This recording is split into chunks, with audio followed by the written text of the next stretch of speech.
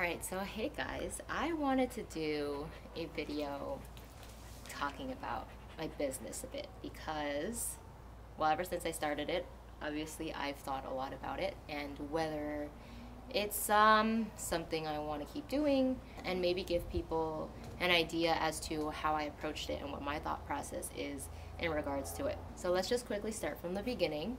The idea first kind of just came about because I knew that I understood the logic behind it, and I figured it was kind of suitable for someone like me because, well, it's not hard for me to be strict, but basically it was something that I figured would be a good side thing for me to do. And Jose was always encouraging me about it. He was like, yeah, you should do it, try it out, put yourself out there. The beginning was pretty quick, actually. That was something I found very interesting because normally I never do personal projects or side projects of any kind. So when I decided to proceed forth with this, I knocked everything out really quickly.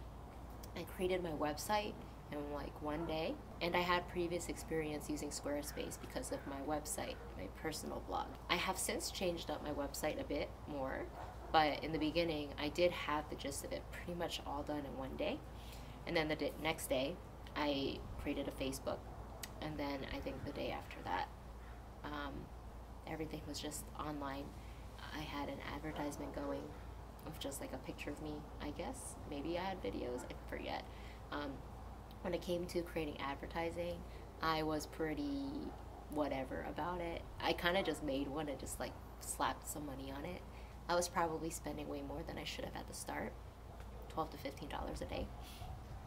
But I managed to get interest somehow, and I did get my first board, I think, within like a week or two. But all of these boards have definitely been very eye-opening for me.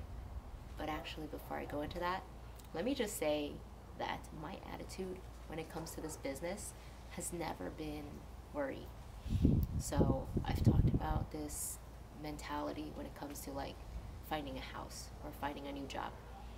Historically, I've always succeeded in that department due to patience and luck. So for this, I had the same mentality as that, where I was like, let me start this. I'm not worried if it's gonna do well or not because things just always work out. So I was never overly obsessed with, oh my God, I need to find more clients, blah, blah, blah. Yeah, sometimes if I didn't have someone reach out, or like if I didn't have a new client some weeks, I would be a little like antsy about it. But overall, when it comes to like long-term success and growth of the business, like I just wasn't interested in that. I still am not very interested in that because this has and probably always will be a side thing for me. It will never turn into something full-time because I don't think I would enjoy this full-time, and this will never trump my main job's income unless I turn it into something big. When it comes to the board and trains, I have definitely learned so much about them because, first off, there are a lot of factors you don't consider when you board. One of the biggest ones that I came across for my first board was that for bigger dogs, you need a well-built crate because I had a husky and he was trying to break out. And that was the first time I learned that those $100 plastic crates, those are garbage. They break out in like 2 seconds. They grab the door, they pull it in, and then it just dislodges because it's held in by plastic, very, very poorly built, and they break out easily. So he was also a very strong-willed husky.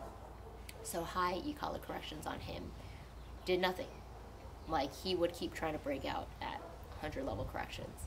So that was super stressful for me. He was only with me for a week, mainly because of that.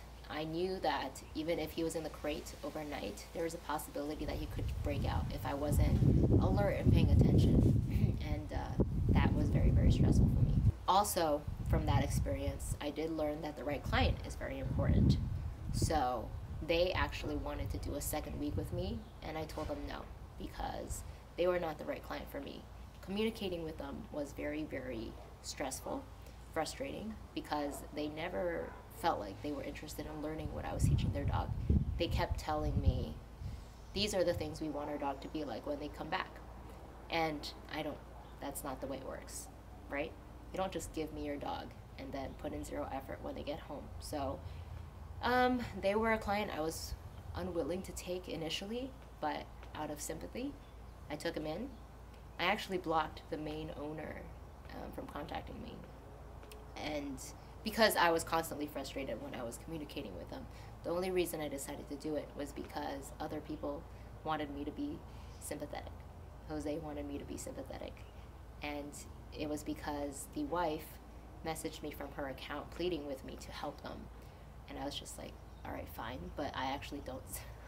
Like, if people plead with me, like, please help us, I don't really feel sympathy, especially if initial interactions have already been negative. But anyways, I actually don't want to go too into detail about stuff. But yeah, basically there have just been a lot of factors to boarding that I guess probably isn't very suitable for my lifestyle.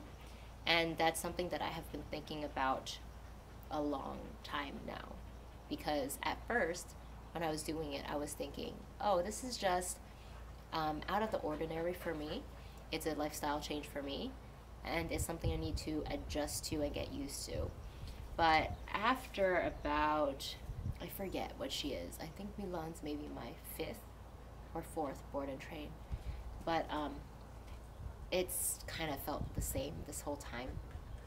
I am a little bit excited when they are about to arrive, just because it's a new experience perhaps. But I think that excitement is always off. It's wrong, because once they're here, I feel very tied down and restricted and unable to be natural and free, and that is difficult for me. So for example, I lucked out majorly with Milan. Like, all of the aspects of a board that suck, she has not been at all. Like, she has actually been one of the best boards I've had in terms of temperament and behavior. And so, for example, some of the things that suck is crate training. That one's a pretty big one, because if they are not comfortable in the crate, you feel like you have to be around all the time to watch them. Another thing to consider that's really important that I learned the hard way is that dogs can hurt themselves and you will have to pay for it. That's what happened with my board, Louis. He bit the tip of his ear off. It was a $1,700 procedure. I paid for all of that. And it was actually my fault, because he was under my care, and I did not stop his tantrums early enough, or I did not know that I needed to punish him for his tantrums. I was waiting them out, mainly because the corrections that I knew to use, whether it was prong collar pop, none of that was doing anything for him. I needed something else, or I needed to try other things. Dogs trying to break out of the crate, like, they can't be doing that. So the thing is, when a dog first arrives, if they are really bad in the crate, you feel like you can't go anywhere, because if you leave for like 10 minutes and a dog is trying to break out, they're biting the crate door, they're scraping their gums, they can chip their tooth, they can hurt themselves, and you're not around to correct them for that, then you're going to have a very expensive vet bill. That is something that made me extremely, extremely nervous, especially during my last board, because she was a Husky Shepherd mix, and I was changing up her crating. She was in my impact crate, and sometimes I wanted her in the wire crate that her owner had, because obviously I can't just crate her in mine the whole time, because when she goes home she needs to be used to the wire crate. So I did most of it early on in my impact crate, and when I felt like she was good enough, I would switch her to the wire. And one time she was in the wire and I was walking Riley, and I saw her sticking her head in between the wires to try to break out, and I was like, holy fuck, I'm not there to correct her for that. Imagine if she stuck her head through just far enough and then choked herself. That can happen, because those things are just built very poorly, and if she had the space to even try to stick her snout through, like, they're powerful dogs, they can do some crazy stuff. So when I saw that on camera, I started freaking out, because I wasn't in range to correct her. So I used the microphone on my camera to, like, scream at her to stop, because I was out walking around my neighborhood, and I started running with Riley back home. So stuff like that is nerve-wracking, and if you have a board dog that's behaving that way, you can't leave your house for a couple days until they have completely chilled out.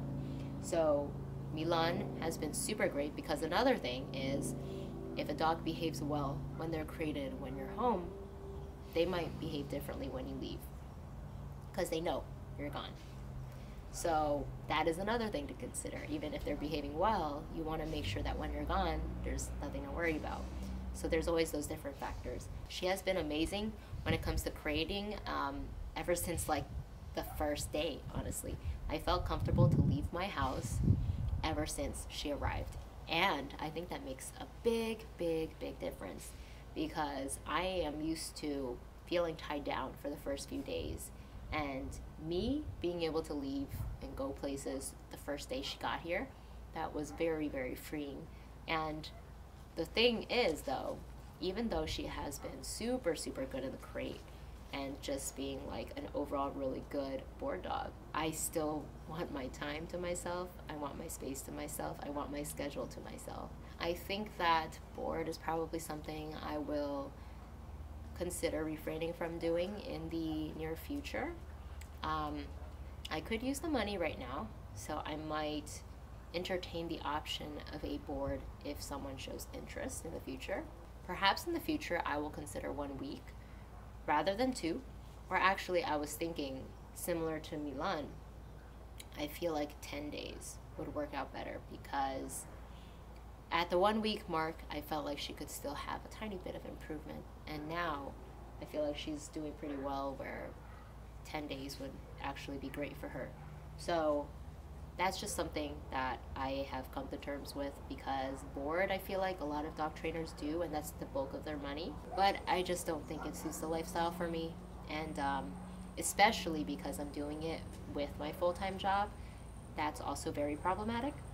If I didn't have that, it might be a little different, but the issues that I mentioned earlier would still be the same. Private lessons and virtual lessons is still something I would consider doing because it's a way more efficient way to make money with your time.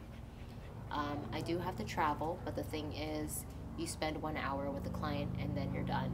Board and train, you have to keep in mind that I think a lot of owners who want to consider boarding don't think of the fact that your dog is with me 24/7, and I have to like watch them and keep an eye on them the entire time.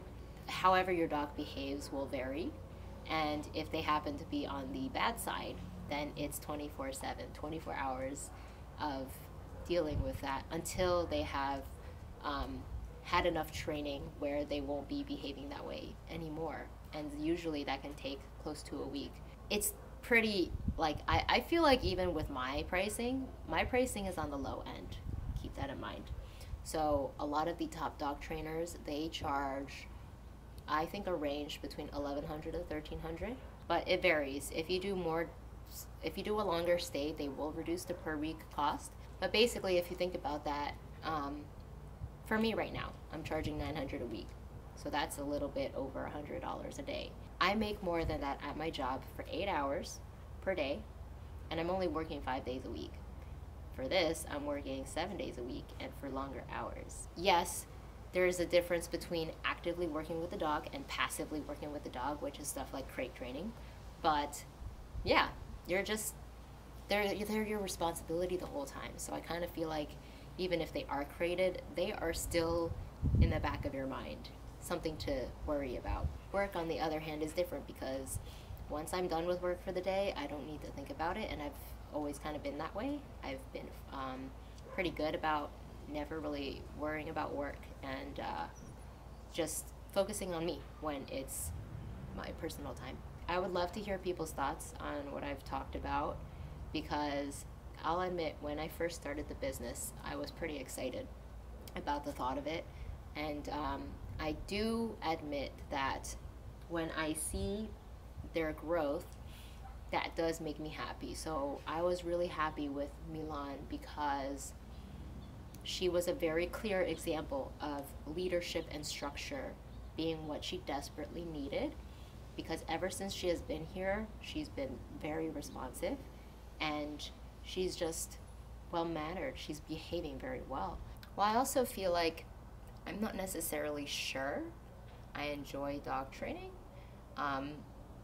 I think a lot of my biggest problem right now is just the issue of anxiety.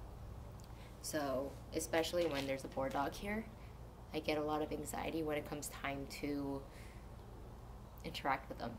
So, when I go to let them out of the crate, I have a lot of anxiety for that because they're going to be overly excited. They're going to be wanting to get out of the crate. They're going to be whining, a lot of stuff that I'm not a big fan of, but can't blame them because they haven't had the time to be trained long enough. They haven't done the lifestyle long enough for all of that negative stuff to go away. So I definitely get a lot of anxiety for that. And it's often just negative feelings when it comes to worrying about interacting with them. Also, I've talked about this in my perfection video, but I definitely still have the problem where I see their progress and I'm like, oh man, it's not good enough for the time that they've spent here so far. I just often have that feeling where by the end of 2 weeks they should be looking really, really solid. They shouldn't need a leash for anything, and that's just really stupid to think about. So it's very, very hard to put those thoughts aside and to believe what other people say, where they're like, yeah, you're doing a good job. And it's all about foundation, right? That's another thing I have to really keep in mind. Board and train is more about being perfect at obedience. It's about foundation, which in turn leads to mindset, calmness, relaxation. So I feel like the fact that the owner gets back a dog that is more calm and more focused, attentive, that's what they're going to care about. They're not going to care about the fact that every time I say sit once, they do it. Yeah, that's probably the goal eventually, or or as close to it as possible. But yeah, they're not perfect. I have the wrong perception of expecting them to be perfect.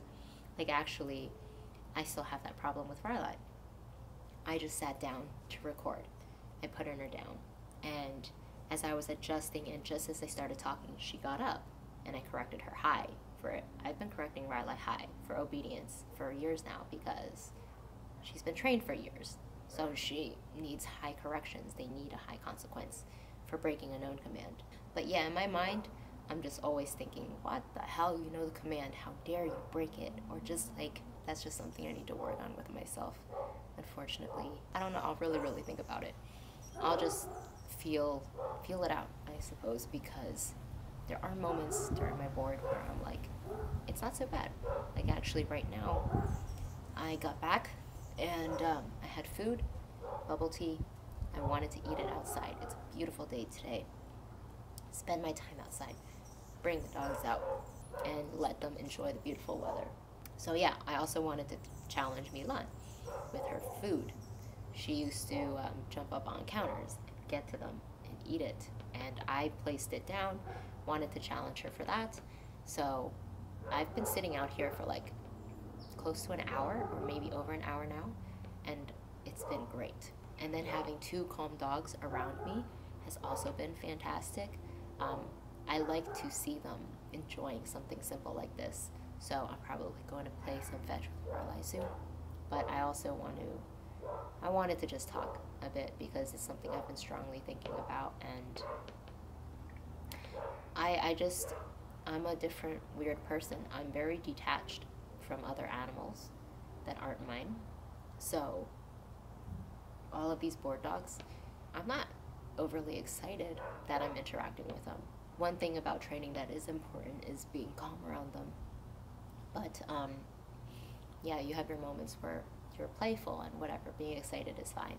But I don't have a lot of interest in other people's dogs. So I show affection when they deserve it. But aside from that, they're not that interesting to me. That's just how I am.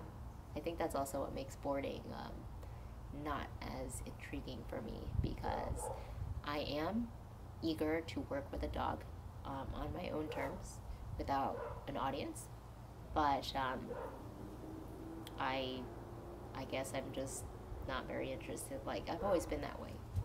When I'm around other people's pets, I don't even want to interact with them. Like, it doesn't interest me. I'll welcome it if they come to me, if they approach me, but I'm not going to approach them because I'm just like, whatever. just an interesting spot I'm in because I really, really pursued it strongly. Mainly just like getting it rolling is what I mean. I'm not saying this is a dream or like was something I considered a dream. It's literally, I guess, the most basic form to put it is I decided to do it because I'm good at it, but not necessarily enjoyed it. So please let me know your thoughts. And aside from that, I'm gonna close this out now because I've been coughing a lot, which I'm not gonna be putting into this video, obviously. But it has been difficult to talk, more difficult than usual, actually. And I'm not actually sure if this will make for a good video because I'm talking at a lower volume than usual to avoid coughing. So I just wanted to get some of this out there. Thank you for listening to my thoughts, and we'll see what happens.